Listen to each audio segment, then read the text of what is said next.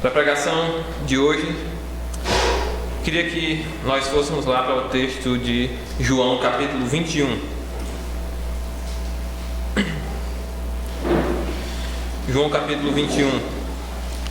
E antes de falar um pouco sobre, de entrar no texto, falar um pouco a respeito da história, em relação a mim, a respeito dessa passagem. 2 anos atrás, em janeiro de 2012, enquanto estava no seminário, eu ouvi uma das pregações que foi talvez a pregação mais impactante da minha vida. Até já compartilhei com alguns irmãos aqui a respeito dessa pregação. Foi exatamente nessa passagem. E há poucas semanas atrás também, num blog que eu tenho, se é que eu posso ser chamado de blogueiro, se eu posso ser chamado de blogueiro, eu sou o mais relapso que existe. Eu posto um monte de coisa numa semana, depois passo meses sem postar nada. Então, no meu blog, Prof. Diego Ramos, também postei alguma coisa sobre essa pregação que eu estou fazendo hoje, e também em relação também à pregação que ouvi desse homem há 2 anos atrás, que foi de fato muito impactante, e já ouvi elas umas 6, 7 vezes desde lá até aqui. De vez em quando eu vou lá e escuto novamente. Eu queria compartilhar com os irmãos também um pouco do que eu aprendi a respeito dessa passagem por meio dessa pregação. Muito do que eu vou dizer aqui, em alguns pontos vai ser, vários pontos vai ser palavra por palavra que eu ouvi, pelo menos daquilo que eu me lembro. Então, eu queria que os irmãos também fossem impactados por aquilo que impactou a minha vida em relação a esse estudo em João capítulo 21, a restauração de Pedro. Então, vamos fazer a leitura, João capítulo 21, versículo 15 até o versículo 22. Então nós vamos orar, pedir a Deus que nos abençoe. Depois de terem comido, perguntou Jesus a Simão Pedro: Simão, filho de João, amas-me mais do que estes outros? Respondeu: Sim, Senhor, tu sabes que te amo. Ele lhe disse: apacenta os meus cordeiros. Tornou a perguntar-lhe pela segunda vez: Simão, filho de João, tu me amas?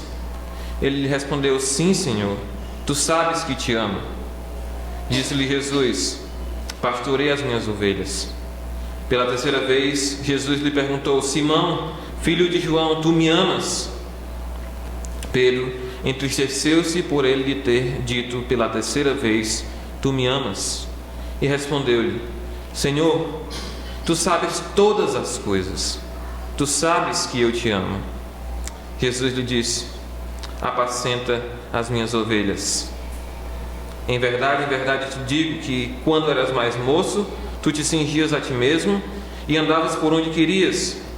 Quando, porém, fores velho, estenderás as mãos e outro te cingirá e te levará para onde não queres. Disse isto para significar com que gênero de morte Pedro havia de glorificar a Deus. Depois de assim falar, acrescentou-lhe: segue-me. Então Pedro, voltando-se, viu que também o ia seguindo o discípulo a quem Jesus amava, o qual na ceia se reclinara sobre o peito de Jesus e perguntara: Senhor, quem é o traidor? Vendo-o, pois, Pedro perguntou a Jesus: e quanto a este? Respondeu-lhe Jesus: se eu quero que ele permaneça até que eu venha, que te importa? Quanto a ti, segue-me. Vamos orar. Nosso Pai, nós estamos diante da Tua Palavra e nós queremos Te reverenciar, ó Deus, por meio do estudo dela. Deus, nós queremos Te reverenciar com o nosso coração atento e disposto, ó Pai, a mudar naquilo que precisamos ser mudados. Eu Te peço, Deus, que o Senhor, por meio do Teu Santo Espírito, aplique essa palavra aos nossos corações. A mim, em primeiro lugar, ó Pai, e aos demais dessa congregação. Que nós possamos vivê-la na prática. Que possamos trazer honra por meio disso ao Teu santo nome. Te peço que o Senhor me ajude a ser claro. Deus, que o Senhor venha me usar, Deus, como instrumento para a proclamação da Tua santa palavra. Que nós venhamos a vivê-la e em tudo Te glorificar. Em nome de Cristo nós pedimos. Amém. Eu sei de uma coisa sobre a sua vida cristã. Se você é como eu, Você já se sentiu frustrado na sua caminhada com Cristo e não com o próprio Cristo. Você se sentiu frustrado várias vezes com as inúmeras falhas e pecados que você cometeu. Você sentiu profundamente a culpa de ter decepcionado a Cristo. Você já teve a sua consciência perturbada não só pela variedade de pecados pelos quais você já ofendeu a Cristo, mas também pela repetição de um mesmo pecado que vira e mexe na sua vida, você cai nele novamente. Mesmo depois de você ter se arrependido, mesmo depois de ter confessado e decidido abandonar aquele pecado. Frustração por causa do pecado, por causa das nossas ofensas constantes a Cristo, depois de tudo que Ele fez por nós, é e será uma realidade constante na vida de cada crente no Senhor Jesus. E não pense que isso vai melhorar quando você envelhecer, quando você amadurecer na fé. Quanto mais você amadurece na sua vida como cristão, você pode até pecar menos, mas você sente mais, pois o seu amor por Cristo aumentou, a sua consciência da santidade de Deus aumentou, o seu conhecimento da repugnância do pecado diante de Deus aumentou, seu desejo de fazer a vontade de Deus e honrá-lo em tudo também aumenta à medida que você amadurece, seu ódio pelas obras da carne também aumentou, e embora você possa até pecar menos, você sente mais. A frequência pode até diminuir, mas a profundidade da culpa irá aumentar. E a sua frustração, ao invés de diminuir enquanto você amadurece, irá aumentar porque você sente mais. Porque você está crescendo em santificação. Frustração é um sentimento real na sua vida, não é? E é um sentimento real na vida de cada pessoa na congregação que você congrega, se você não congrega aqui, mas nessa congregação, né?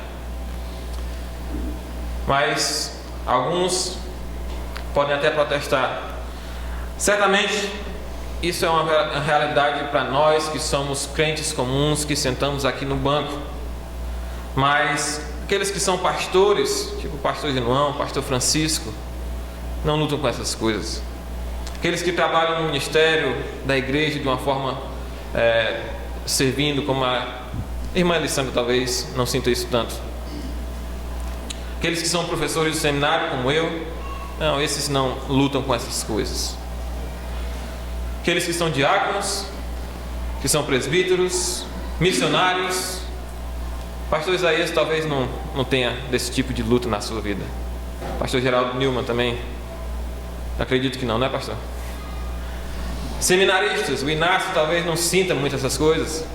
Afinal, essas pessoas não são pessoas comuns, elas são feitas de um tipo de barro especial, diferente daquele que nós, pessoas ordinárias que sentamos aqui no banco, somos feitos. Esses aí são mais como aqueles homens fiéis que nós encontramos nas Escrituras.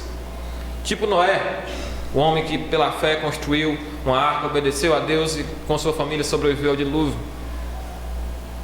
Mas Noé, uma vez se embriagou, que dormiu nu. Ou tipo Abraão, o homem que recebeu a aliança eterna de Deus, que ousou até mesmo sacrificar seu próprio filho em obediência a Deus. Mas Abraão era um mentiroso. Tipo Jacó, o homem que lutou com o anjo do Senhor e prevaleceu, mas ele era um enganador espertalhão. Moisés, o homem que liderou Israel para sair do Egito, mas ele era esquentado. Gideão era um idólatra, Sansão dado à luxúria, Eli era passivo, Saul era vingativo, Davi adúltero e assassino, Salomão esbanjador e poligâmico, Jonas um racista. Mas esse era no Antigo Testamento. No Novo Testamento, os homens usados por Deus tinham um padrão moral maior. Tipo Paulo, o grande desbravador do cristianismo. Mas Paulo era um tipo intolerante de líder quando ele lidou com as falhas de João Marcos.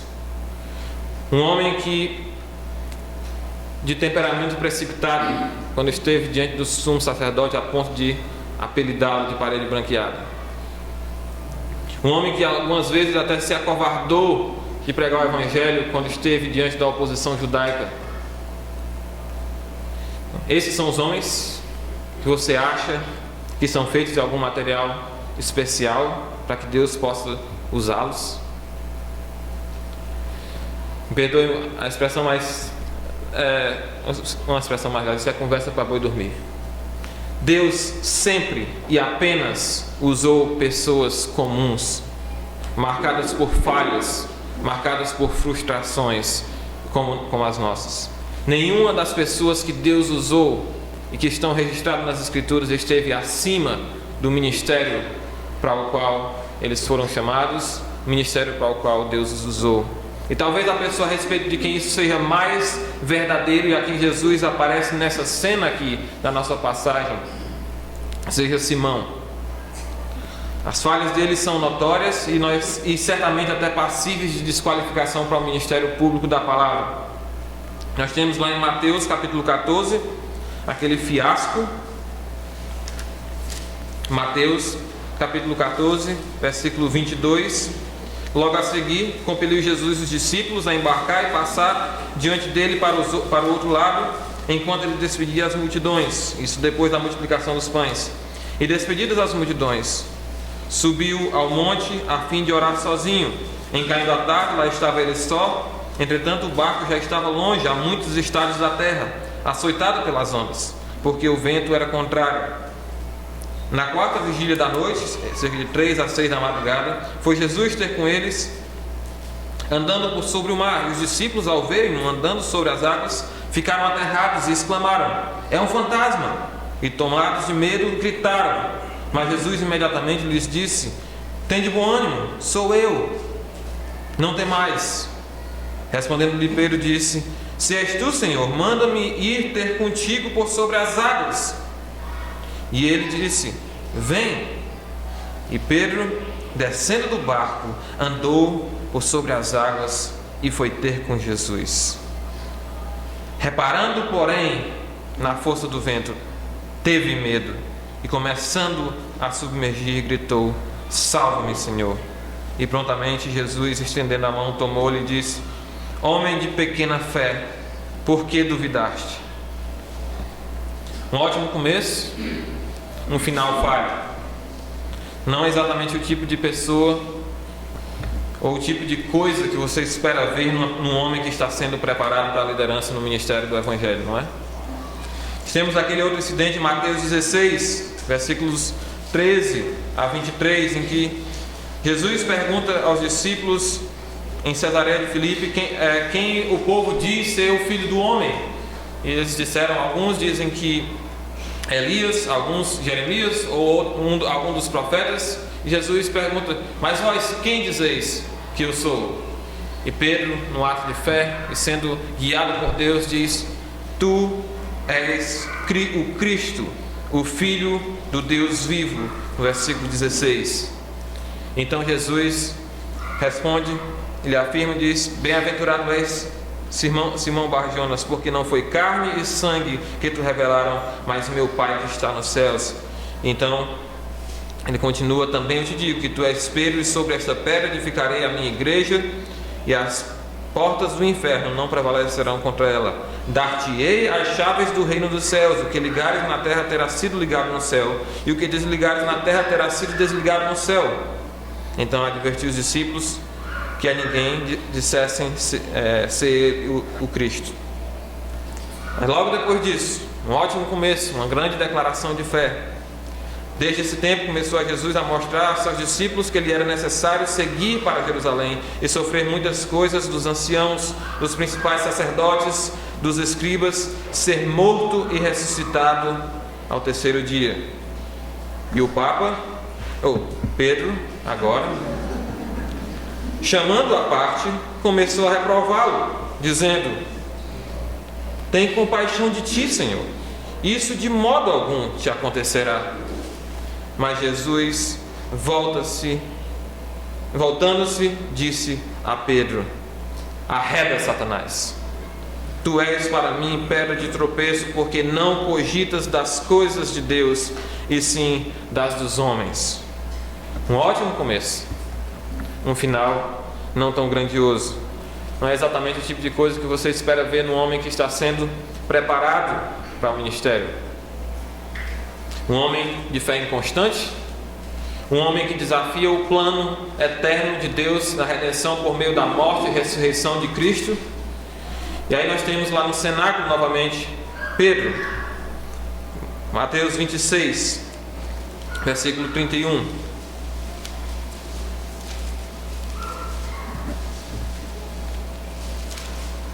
Mateus 26 e 31. Então Jesus lhe disse: esta noite todos vós vos escandalizareis comigo, porque está escrito: ferirei o pastor, e as ovelhas do rebanho ficarão dispersas. Mas depois da minha ressurreição irei adiante de vós para a Galiléia. Disse-lhe Pedro: ainda que venhas a ser um tropeço para todos, nunca o será para mim. Replicou-lhe Jesus: em verdade te digo que nesta mesma noite, antes que o galo cante, tu me negarás 3 vezes. Disse-lhe Pedro: ainda que me seja necessário morrer contigo, de modo nenhum te negarei. E todos os discípulos disseram o mesmo. Arrogância inconsciente. Havia profecias a respeito disso, a própria palavra do Senhor a respeito disso, e ele ainda foi arrogante em relação a isso, em relação ao que o Senhor lhe disse. Uma falha muito comum entre líderes, entre estudantes de seminário, entre até mesmo missionários que veem a si mesmos como os verdadeiros comprometidos com Cristo, que sucederão quando todos os outros caírem. Mas no caso de Pedro, quando o momento do teste chegou, ele falhou, como nós sabemos, negou a Cristo 3 vezes. Um grande começo, mas um final catastrófico. Um homem de fé inconsistente, um homem que desafia o plano de Deus por meio da morte e ressurreição de Cristo, um homem que nega conhecer a Jesus veementemente e publicamente. E eu pergunto a vocês: esse é um homem que pode ser chamado de um candidato legítimo para o ministério?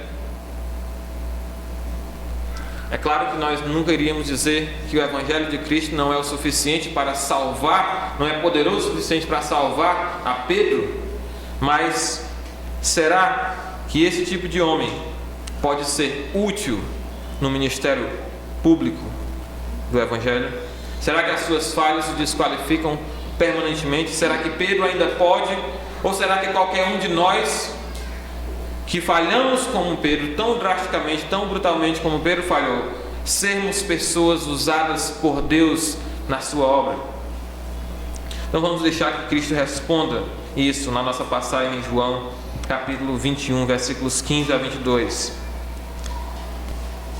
Nós vamos ver aqui a compaixão restauradora de Cristo para com as nossas falhas mais gritantes. Nós vamos ver que o Senhor pode nos restaurar para sermos úteis a Ele mesmo, mesmo depois de termos ofendido tão explicitamente ao nosso Senhor. Nós vamos ver que o Senhor Jesus nos impõe aqui nesta passagem 2 condições para que possamos ser eficientemente usados no serviço ao Senhor Jesus Cristo. Vamos ver aqui 2 condições para sermos usados eficientemente no serviço do Senhor Jesus Cristo. Então, você lembra da cena que antecede essa passagem aqui no mar de Tiberíades? Nós temos lá em João 21, versículo 1, que depois disso tornou Jesus a manifestar seus discípulos junto do mar de Tiberíades, e foi assim que ele se manifestou.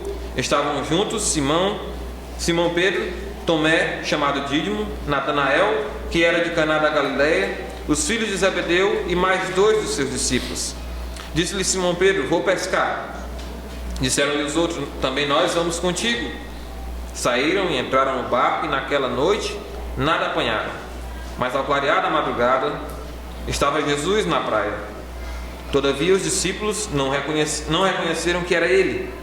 Perguntou-lhe Jesus: filhos, tendes aí alguma coisa de comer? Responderam-lhe: não. Então lhes disse: lançai a rede à direita do barco e achareis. Assim fizeram, e já não podiam puxar a rede, tão grande era a quantidade de peixes. Aquele discípulo a quem Jesus amava disse a Pedro: é o Senhor. Simão Pedro, ouvindo que era o Senhor, cingiu-se com sua veste, porque se havia despido, e lançou-se ao mar. Mas os outros discípulos vieram no barquinho puxando a rede com os peixes, porque não estavam distantes da terra, senão quase 200 côvados, 90 metros. Ao saírem em terra, viram ali umas brasas, e em cima peixes, e havia também pão. Deixa eu lhe perguntar uma coisa. Alguma vez a sua memória foi ativada pelos seus sentidos? Você já ouviu alguma música que lhe causou comoção ou alegria, porque lembrou de uma situação específica na sua juventude? Você já provou algo que levou à sua mente vários anos atrás e lhe fez lembrar de um casamento, de uma conferência ou alguma coisa que você estava presente? Você já cheirou algo que lembrou do tempo em que você paquerava na escola?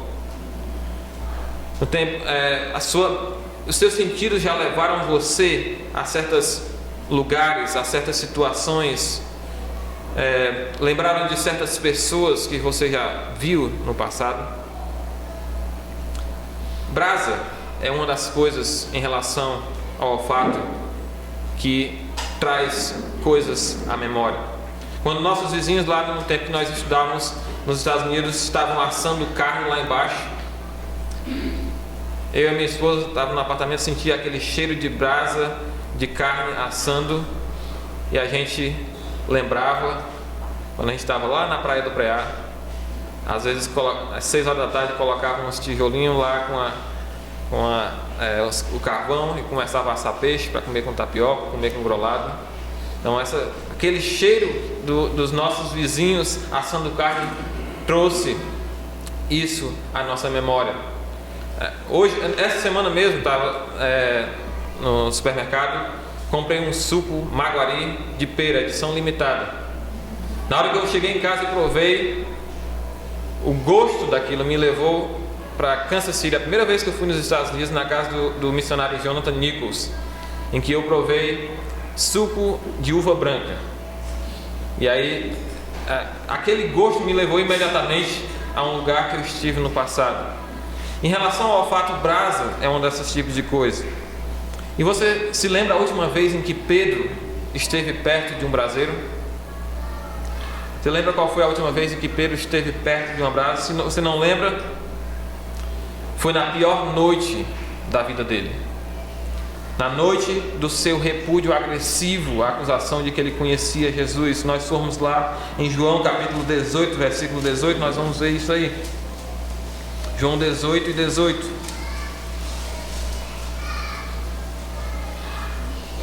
Ora, os servos e os guardas estavam ali, tendo acendido um braseiro por causa do frio, e aquentavam-se. Pedro estava no meio deles, aquentando-se também. Como é que Pedro não poderia ter lembrado daquela noite? Quando se aproximou de Jesus, estavam lá aquelas brasas queimando.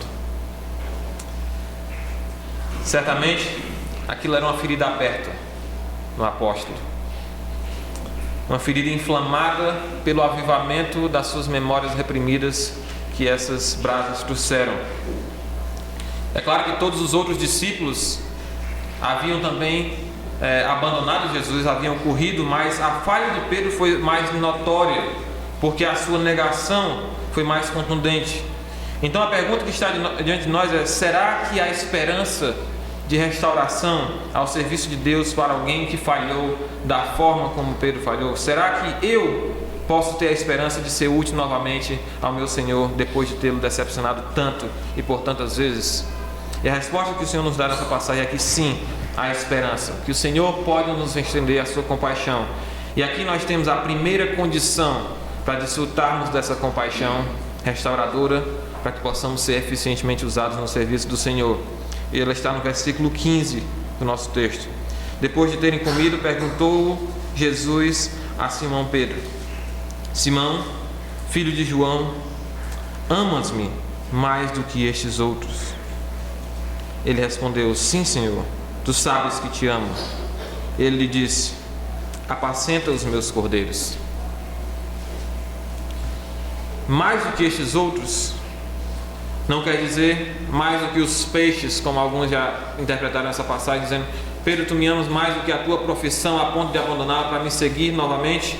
Ela fala a respeito dos outros discípulos que estavam ali presentes. E a primeira condição que Jesus impõe a Pedro aqui é que ele o ame. Ame a Cristo. É a primeira condição imposta a você. Mas como é que Pedro poderia responder essa pergunta? Pedro, você me ama mais do que estes outros discípulos? Como é que Pedro poderia saber o nível de amor que os outros discípulos tinham por Jesus Cristo e comparar esse nível de amor? Como é que Pedro poderia saber responder essa pergunta? E a nossa pergunta, nosso questionamento aqui é válido. Pedro não teria como saber ou como responder essa pergunta se ele amava mais do que esses outros. Mas houve um tempo, se vocês lembram, que Pedro afirmou diante de todos os discípulos que mesmo que os outros o abandonassem a Jesus, ele jamais o faria. Pedro considerou a si mesmo como aquele com um compromisso mais forte, com a fé mais profunda no Senhor, por algum tempo. Então, ao fazer essa pergunta, Jesus aqui está sendo brutal com Pedro. Essa pergunta, com estas palavras, nessa situação, nesse cenário, foram planejadas por Jesus para ferir a Pedro. Será que Pedro ainda vai ser autoconfiante? Será que a falha de Pedro o ensinou alguma coisa? E observe a segunda parte do versículo na resposta de Pedro: sim, Senhor, tu sabes que eu te amo. Note que a resposta de Pedro omite a frase mais do que estes outros. Jesus pergunta: Pedro, tu me amas mais do que estes outros?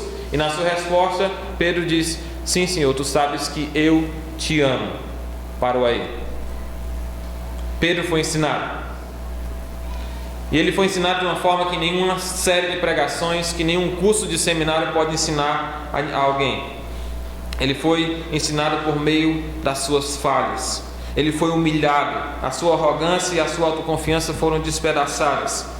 E de fato, se Pedro não tivesse falhado, tivesse permanecido com essas deficiências, aí sim a sua eficácia no ministério do Senhor seria prejudicada, até que ele aprendesse o que precisou aprender. Irmãos, autoconfiança, ao contrário do que a psicologia moderna diz, e que algumas igrejas têm abraçado nas suas pregações, se é que assim podem ser chamadas de autoajuda, a autoconfiança pode ser mortal para a sua utilidade no serviço do Senhor, em proclamar o Evangelho aos perdidos, em servir a Igreja de Cristo. A autoconfiança é exatamente o oposto da mensagem do Evangelho, que ensina que o ser humano precisa se arrepender, reconhecer o seu estado pecaminoso e depender somente de Cristo para a sua salvação. A autoconfiança é exatamente o contrário, o oposto daquilo que produz unidade na igreja. Você lembra da carta aos Filipenses? Paulo exorta os filipenses à humildade que resulta em unidade na igreja. E Pedro descobriu isso da forma mais dolorosa. As suas falhas o ensinaram. E em resposta à afirmação de Pedro, Jesus diz: apacenta os meus cordeiros. Jesus não simplesmente disse: que bom, Pedro, que você aprendeu a lição, já não era sem tempo, já estava na hora. Ele diz: apacenta os meus cordeiros. Como é que é? Jesus confiou novamente o ministério de apacentar o seu rebanho a Pedro. Sim, em resposta à declaração de amor a Cristo feita por Pedro, Jesus não simplesmente expressa reconhecimento de que aquilo é verdadeiro, mas a afirmação ao compartilhar e encarregar Pedro do ministério de cuidar do seu rebanho. Então Jesus continua, no versículo 16, tornou a perguntar-lhe pela segunda vez: Simão, filho de João, tu me amas?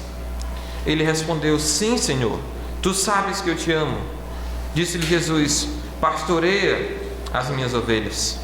Pela terceira vez Jesus lhe perguntou: Simão, filho de João, tu me amas? Pedro entristeceu-se por ele lhe ter dito pela terceira vez: tu me amas? E respondeu-lhe: Senhor, tu sabes de todas as coisas, tu sabes que eu te amo. Jesus lhe disse: apacenta as minhas ovelhas. Irmãos, dá para sentir a emoção saltando das páginas das Escrituras nessa cena comovente. Todo o senso de autoconfiança de Pedro foi exprimido aqui, como um pano de chão sujo que você espreme para poder ele ser útil novamente, aquilo que é a sua função. Assim como você e eu, o histórico de Pedro como seguidor de Jesus é manchado com uma imperfeição depois da outra, inconsistência na fé, seguida por promessas quebradas, seguida por inúmeras falhas e até mesmo negação de conhecer a Cristo. E aqui Pedro, depois de ter sido questionado 3 vezes a respeito do seu amor por Cristo, apela para a única coisa que você pode apelar quando é confrontado pelo Senhor, que é o seu perfeito conhecimento de todas as coisas. Senhor, tu sabes de todas as coisas, tu sabes que eu te amo. Você que orou assim: Senhor, me perdoe pela minha arrogância, me perdoe pela minha autoconfiança, me perdoe pela forma como eu te ofendi tão brutalmente nesse dia. Eu odeio o meu pecado, eu não aguento mais conviver com esse pecado, e eu anseio pelo dia em que o Senhor voltará e eu não terei mais que lutar com a frustração de decepcionar mais uma vez. Eu me conforto no único fato de que o Senhor sabe de todas as coisas, que o Senhor conhece o meu coração, o Senhor sabe que eu te amo, mesmo quando toda a minha vida grita o contrário daquilo que eu confesso. Perdoa-me, Senhor. Tu me amas? É a pergunta que Jesus faz aqui. E Jesus não pergunta: Pedro, tu prometes que nunca mais irá pecar?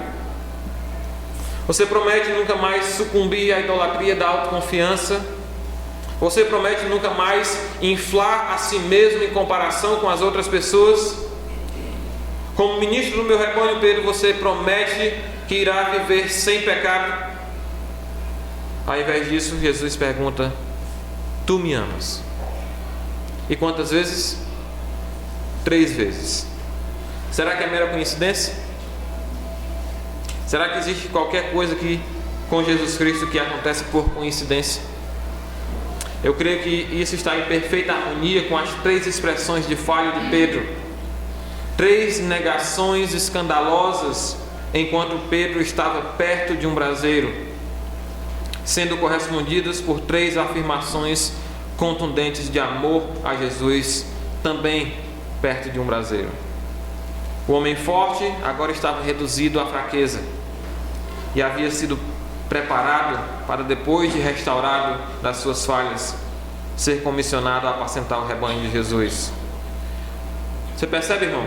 É no seu senso de profunda fraqueza, de indignidade diante de Deus, em comparação com os outros, que está um dos aspectos mais importantes da sua utilidade no ministério do Senhor Jesus Cristo. Eu não estou falando aqui de uma pseudo-piedade, de uma falsa humildade, mas de uma profunda autoconsciência da sua própria pecaminosidade, de uma forma que você pode até mesmo tolerar as falhas de outras pessoas ao seu redor, dos outros irmãos, mas você não tolera as suas próprias falhas. Você é mais severo consigo mesmo. Então aqui, nos versículos 15 a 17, uma pergunta é feita e uma condição nos é imposta para que possamos ser restaurados ao serviço do Senhor. E a condição não é: você ama pregar? Você ama estudar? Você ama visitar? Você ama ler livros de teologia?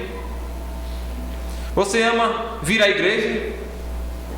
Você ama estar em comunhão com os irmãos?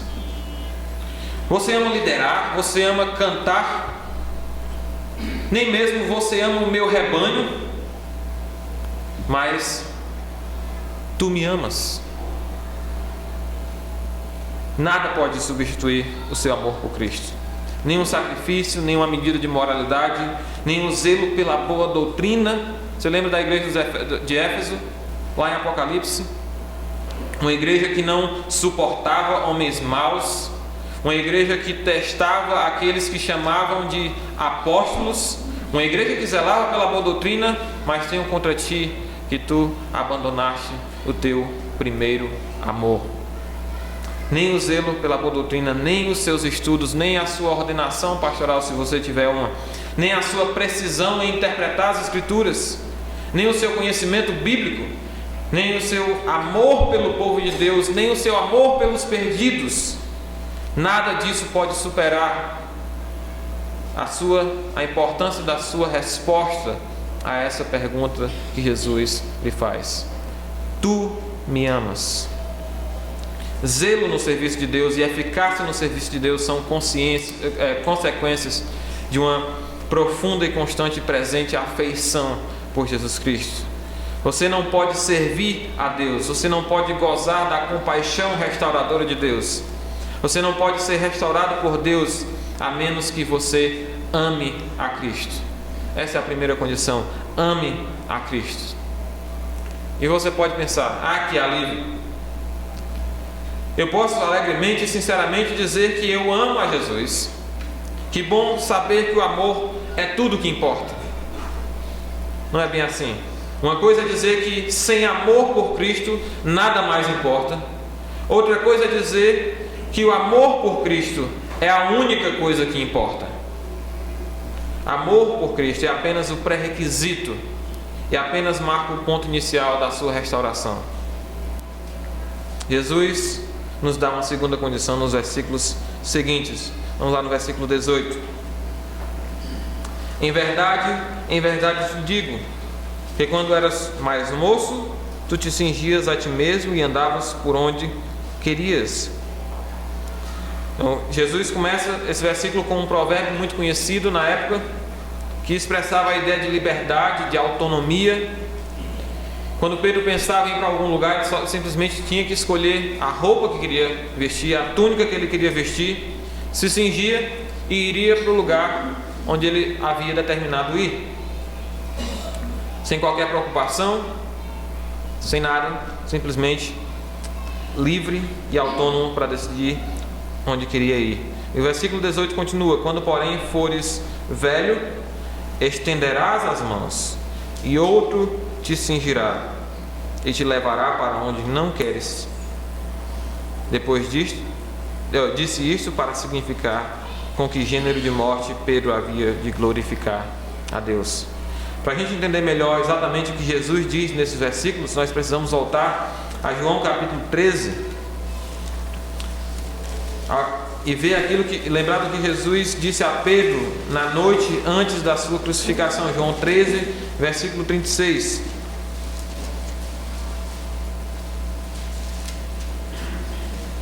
Perguntou-lhe Simão Pedro: Senhor, para onde vais? Respondeu Jesus: para onde eu vou, não me podes seguir agora. Mais tarde, porém, me seguirás. Então, o que Jesus diz lá em João capítulo 21 é apenas uma outra forma mais detalhada de dizer aquilo que ele diz aqui em João capítulo 13 e 36. Pedro, quando você for mais velho, você vai estender os braços e outro irá te cingir, outro irá te amarrar, outro irá te prender. E a ideia aqui é de crucificação. Não pode seguir agora, mais tarde, porém, me seguirás. E eu acredito que Pedro, quando ouviu isso, que Jesus estava falando a respeito da sua morte, Pedro deve ter engolido seco. E ao mesmo tempo ele deve ter se alegrado, em saber que ele seria a maior honra para ele render a sua vida por causa de Jesus. Mas pense como seria para Pedro acordar toda manhã e pensar, pelos próximos 30 anos da sua vida, será que vai ser hoje? Será que os romanos vão bater na minha porta hoje? Será que eles vão me levar hoje? Será que hoje vai ser o último dia da minha vida? Imagine você ter uma profecia específica a respeito da sua morte. Então você pode pensar, então essa é a segunda condição: morrer por Cristo. Para ser restaurado ao uso eficaz no serviço de Deus, após ter falhado tão drasticamente como Pedro falhou, eu preciso estar disposto a morrer por Cristo. Eu devo estar disposto a ser martirizado. Não, essa não é a segunda condição. A segunda condição não é morrer por Cristo. A segunda condição é viver para Cristo. Versículo 19, continuando, disse isto para significar com que gênero de morte Pedro havia de glorificar a Deus. Depois de assim falar, acrescentou-lhe: segue-me, segue-me. Esse aqui é o chamado de Jesus a Pedro a uma vida de discipulado firme, uma vida de obediência momento a momento ao Senhor. É claro que no caso de Pedro, o plano eterno de Deus incluía a sua morte como mártir, mas a condição que Jesus impõe aqui não é morrer por ele, mas viver para ele. O que Jesus diz sobre a morte de Pedro é uma descrição dessa morte. O que Jesus diz diretamente a Pedro é uma prescrição, uma ordem: segue-me. Seguir a Cristo, viver para Cristo, é a segunda condição que você precisa cumprir para ser restaurado ao uso eficaz no serviço do Senhor. Jesus não está chamando você a ter uma disposição para, no fim da sua vida, ter um momento de autossacrifício, de um ato heróico e morrer uma morte honrada por Cristo. Jesus está chamando você para cada dia viver para Cristo, a cada dia você morrer para si mesmo, morrer para os seus desejos, crucificar a sua própria vontade, viver em obediência a Cristo. Jesus nos dá a primeira condição de restauração, que é amá-lo, e essa é a questão mais essencial, sem dúvida. Mas com essa segunda condição, Jesus define o que significa amá-lo. Você lembra do que Jesus havia dito aos discípulos em João capítulo 14, 15? Se me amais, guardareis os meus mandamentos. O verdadeiro amor por Cristo não é uma mera afeição sentimental. O verdadeiro amor por Cristo é demonstrado na obediência a Cristo, em seguir a Cristo, em viver para Cristo. Morrer para Cristo é apenas uma possível consequência final de uma vida que foi marcada por obediência a Jesus Cristo. Segue-me é a segunda condição a ser satisfeita. É a prioridade da sua vida. E não pode haver restauração, não pode haver utilidade para você no serviço do Senhor sem isso, sem uma vida de obediência a Cristo. Essa deve ser a sua prioridade. E não se distraia dessa condição, não se distraia dessa prioridade na sua vida, como Pedro se distraiu logo após receber essa ordem do Senhor. Vamos ver no versículo 20. Então Pedro, voltando-se, viu que também o ia seguindo o discípulo a quem Jesus amava, o qual na ceia se reclinara sobre o peito de Jesus e perguntara: Senhor, quem é o traidor? Vendo, pois, Pedro perguntou a Jesus: e quanto a este? Respondeu-lhe Jesus: se eu quero que ele permaneça até que eu venha, que te importa? Quanto a ti, segue-me. Pedro pensa: agora eu já estou restaurado, agora eu já afirmei meu amor por Cristo, agora eu já sei que eu irei morrer por Cristo, agora eu já tenho a responsabilidade de apacentar o rebanho de Cristo. E por um momento Pedro se distrai da sua responsabilidade, daquilo que o Senhor lhe ordenou, e pergunta: e quanto a João, Senhor? Como é que ele vai morrer? Qual a posição dele em comparação com a minha? Jesus responde com a firmeza e com a sinceridade que são peculiares. Focaliza, Pedro. Se eu quero que João fique aqui até que eu venha, o que é que você tem a ver com isso? O que foi que eu lhe disse? Segue-me. Focaliza, Pedro. Você não é o Papa. A sua responsabilidade é me amar, a sua responsabilidade é me seguir por meio do cuidado ao meu rebanho. Preste atenção na sua prioridade. Segue-me. Deixa eu lhe perguntar uma coisa. Na vida cristã, com tantas pessoas ao seu redor, com tantas pessoas até mesmo dispostas a apontar o dedo para as suas falhas, até com alegria, com prazer de saber que você caiu, ser transparente a respeito das suas próprias falhas nem sempre é a coisa mais fácil de ser, não é?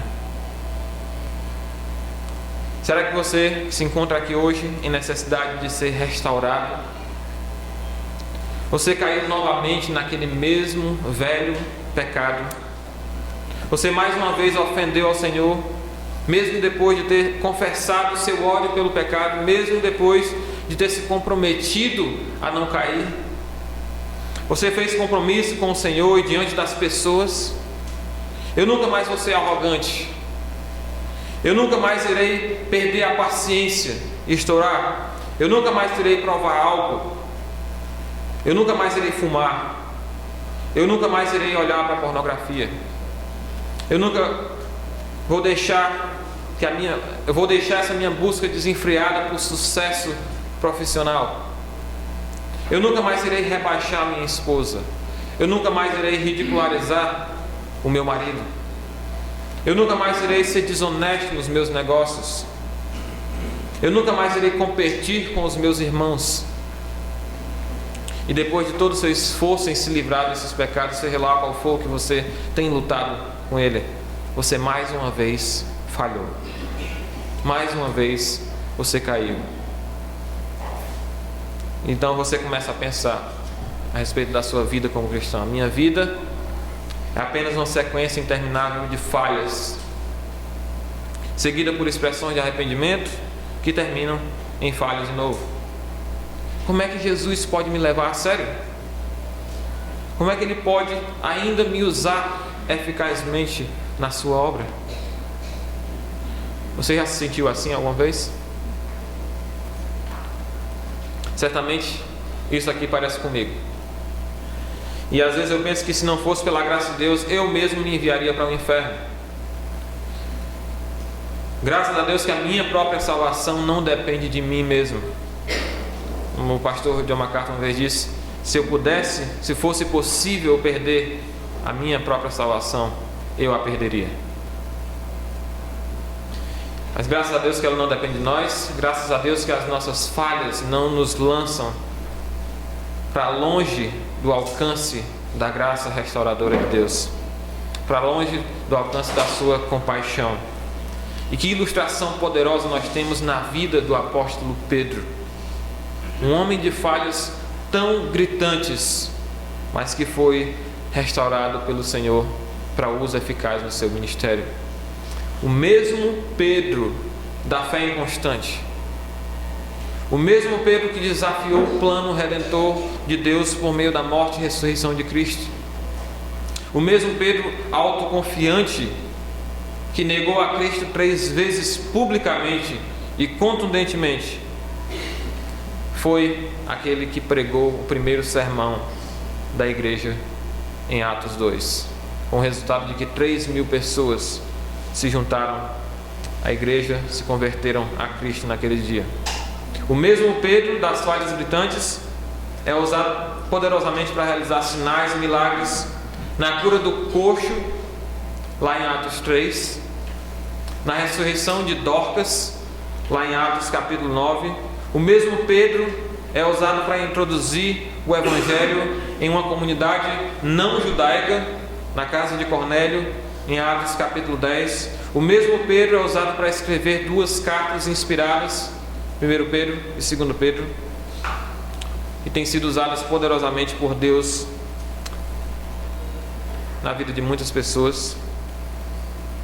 O mesmo Pedro, quando mais velho, de fato entregou a sua vida por causa de Cristo. E segundo conta a história, ele de fato foi condenado à crucificação, mas rejeitou ser crucificado da mesma forma que o seu Senhor e pediu para ser crucificado de cabeça para baixo. Esse é o único tipo de pessoa que Deus usa eficazmente na sua obra. Pessoas comuns, como eu, como você, pessoas como Pedro, que falharam tão drasticamente. E hoje o Senhor Jesus Cristo tem 2 perguntas para você que quer servir ao Senhor Jesus apesar das suas falhas. Você me ama? Não está perguntando você me amou? Ele não está perguntando você irá me amar? Ele está perguntando você me ama? Essa é a primeira condição. Essa é a condição mais importante para a sua restauração. É o pré-requisito, o ponto inicial para você ser usado efetivamente, eficientemente no serviço do Senhor. E a segunda pergunta é: você irá viver para mim? Você irá me obedecer? Você irá me seguir? Eu quero você, seu tempo, a sua mente, a sua inteligência, a sua força, o seu dinheiro, os seus planos, as suas ambições, as suas afeições. Eu quero a sua vida toda. Essa é a segunda condição para você ser usado por Deus eficazmente na obra de Cristo. Essa deve ser a prioridade da sua vida. Essa deve ser a sua demonstração da primeira condição do seu amor por Cristo. E deixe-lhe encorajar. Você irá falhar. Você irá falhar. Muitas vezes, até que Cristo venha. Mas uma coisa eu digo: há esperança de você ser restaurado. Há esperança de você ser usado eficazmente na obra de Deus. Porque nós temos a graça restauradora do nosso Senhor Jesus Cristo.